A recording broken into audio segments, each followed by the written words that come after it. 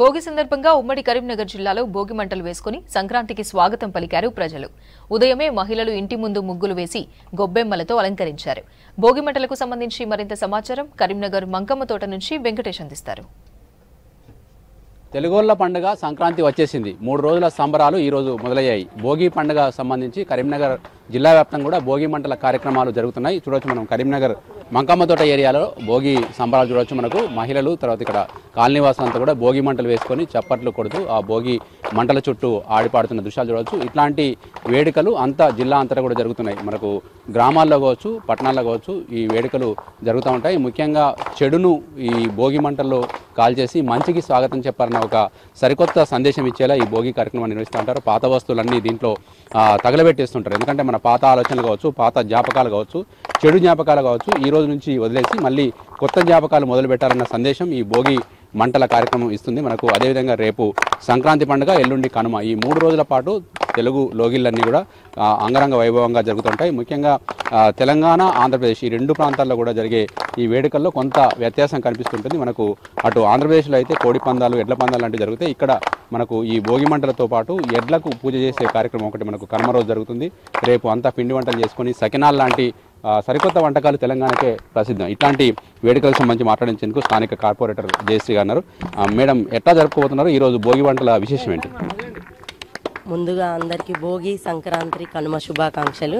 మా డివిజన్లో చూసినట్లయితే గత 15 సంవత్సరాలుగా ఈ భోగి మంటలు వేస్తాం. ఎందుకంటే సంక్రాంతి పండగ వచ్చిందంటే అన్ని పంటలు కూడా ఇంటికి లక్ష్మీదేవి వచ్చేవేళ కాబట్టి ఇల్లంతా సర్దుకొని ఏదైతే పాత వస్తువులు ఉన్నాయో అవన్నిటిని ఒక చౌరస్తాలో ఒక మంటపం దగ్గర పెట్టి ఇవన్నిటిని పేర్చి చెడంతా పోవాలి, మంచి జరగాలని చెప్పి లక్ష్మీదేవిని ఆహ్వానిస్తూ ఇంట్లో ఉన్న చెత్తనంతా కూడా తీసేసి ఒక దగ్గర పేర్చి డివిజన్ ఇదందరూ ఒక ఇంట్లో పండుగ జరుపుకునే పండుగ కాదు, ఇది సామూహిక పండుగ. ఈ రోజు చూసినట్టయితే ప్రతి ఒక్కరు కూడా ఇంటికొకరు వచ్చి ఇక్కడే నీళ్లు పెట్టుకొని కూడా చిన్నపిల్లలకు ఈ నీళ్లతో స్నానం చేపిస్తే ఆరోగ్యం బాగుంటుందని చెప్పి మరి ఈ మంటలు చూసినట్టయితే ఇప్పుడు చలికి వేడి కాగాలి కాబట్టి కర్పూరము, ఆవు పిడకలతోనే పెట్టాము. ఇలాంటి మంటల వల్ల ఇటువంటి వెలుతురు వల్ల కళ్ళకు కూడా మంచిది, చలి కూడా ఆరోగ్యానికి, ఎందుకంటే ఈ చలికి రక్తం కూడా గడ్డగడుతుంది కాబట్టి చీకట్లో వేస్తే అందరికీ ఇలా ఉంటుందని చెప్పి మేము ప్రతి సంవత్సరం కూడా ఇలాగే వేస్తాం, ఇక్కడ జరుపుకుంటా ఉంటాం. భోగిలో మనకు తెలియని విశేషాలు ఎన్నో ఉన్నాయి. ఇప్పుడు జయశ్రీ గారు చెప్పారు. అమ్మ, ఎట్లా ఉంది పండుగ? మీ చిన్నప్పటికి ఇప్పటికి ఏం తేడా వచ్చింది? చిన్నప్పుడు ఉన్నది గుర్తున్నా ఏమన్నా పండుగ ఎట్లా జరుపుకుంటారు? ఏ ఊళ్ళో జరుపుకుంటారు?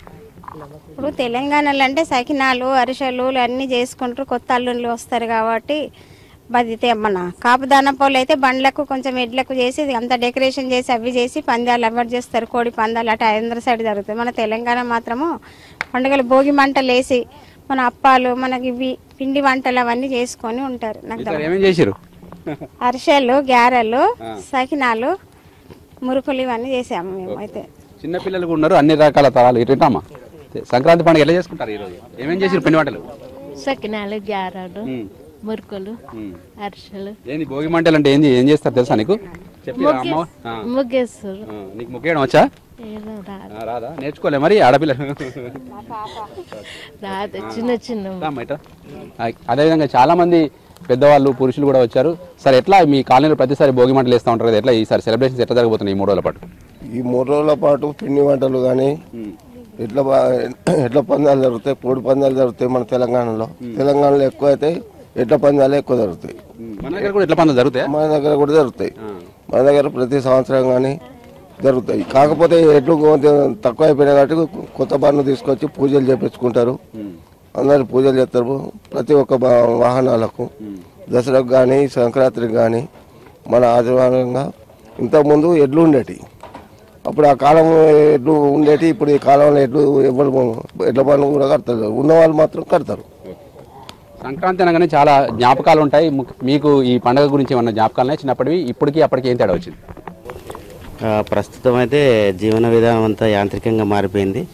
కొన్ని పద్ధతులు మరుగున పడే అవకాశం వచ్చింది.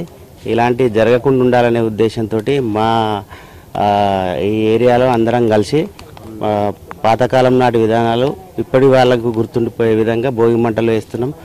అలాగే బంధువులు రావడం, పిండి వంటలు చేసుకోవడం, ఇవన్నీ ఈ సంక్రాంతికి స్పెషల్గా ఉంటాయి. అలాగే ఇప్పుడు బండ్లకు, ఎడ్లకు డెకరేషన్ చేసి పందాలు పెట్టేవాళ్ళు. ఇప్పుడు అంతా ట్రాక్టర్లు దున్నడం అవి అయిపోయేసరికి ఎడ్లు కూడా తగ్గిపోయినాయి. అది ముందు ముందు అలా జరగకుండా, యాంత్రికంగా అనేది జరగకుండా మళ్ళీ ఎడ్లది రావాలి. ఇలాంటి పండుగలు ఇంకా బాగా జరుపుకోవాలని కోరుకుంటున్నాను. మీరు చెప్పండి సార్, మీ పిల్లలకు కానీ ఈ మనకు పండుగ విశిష్టం ముఖ్యంగా మన ఇంకో తరానికి తెలియాల్సిన అవసరం ఉంది. మీరు ఏమైనా చెప్తున్నారు పిల్లలకు పండుగ గురించి? చెప్తున్నాము. ముఖ్యంగా ఈ పండుగ మూడు రోజులు జరుపుకున్న భోగి, సంక్రాంతి, కనుమ. ఈ భోగి రోజు భోగి మంటలు వేస్తాం. ఎందుకంటే మన పాత జ్ఞాపకాలు పోయి కొత్త జ్ఞాపకాలు రావాలని, పాత వస్తువులను కానీ ఇందులో చెడిపేసి మంచి జ్ఞాపకాలు, ప్రజలందరూ ఆరోగ్యంగా ఉండాలని, భోగభాగ్యాలతో ఆనందంగా ఉండాలని ఈరోజు భోగి జరుపుకుంటాం. తర్వాత రేపు సంక్రాంతి పిండి వంటలు అన్నీ జరుపుకుంటాం. తర్వాత కనుమ అనేది మనకి ఇక్కడ తెలంగాణ లేకపోయినప్పుడు ఆంధ్రలో బాగా జరుపుకుంటాం.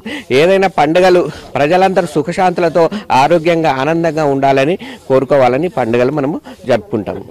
మొత్తంగా భోగి సెలబ్రేషన్స్ అయితే కరీంనగర్ జిల్లా వ్యాప్తంగా చాలా అంగరంగ వైభవంగా జరుగుతున్నాయి.